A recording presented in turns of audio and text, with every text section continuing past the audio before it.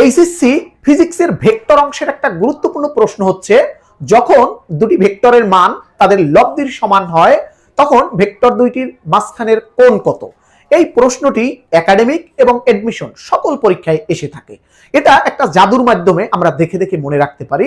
মনে রাখতে হবে যখন দুটি ভেক্টর এবং তাদের লব্ধি সমান হবে, অর্থাৎ পি সমান যদি হয় কিউ সমান যদি হয় আর, দুটি ভেক্টর এবং তাদের লব্ধি যদি সমান হয়, মাঝখানে কোণ হবে আলফা সমান 120 ডিগ্রি। এটা আমরা দেখে দেখে জাদুর মাধ্যমে মনে রাখতে পারি। তবে আমরা একাডেমিক যে নিয়মে যদি এটা লিখিতভাবে আসে তখন কিন্তু এটাকে আমরা সূত্রের মাধ্যমে করতে পারবো। আমরা জানি যে দুটি ভেক্টরের যে লব্ধির যে সূত্র আর সমান আর স্কয়ার সমান হচ্ছে P square plus Q square plus হলো 2pq cos আলফা। ওকে, এখানে আমরা আগেই বলে দিয়েছি যে ভেক্টর দুটি এবং লব্ধি সমান, অর্থাৎ পি সমান কিউ সমান আর।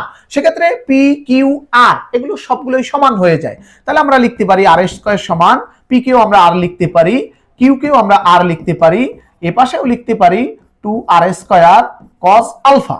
এবার আমরা উভয় পক্ষ থেকে আর স্কয়ার বাদ দিতে পারি, এ পাশে চলে আসবে মাইনাস আর স্কয়ার সমান 2r স্কয়ার cos আলফা। এবার আমরা উভয় পক্ষ থেকে আর স্কয়ার বাদ দিলে থাকবে কি -1 অথবা -12 সমান থাকবে cos আলফা।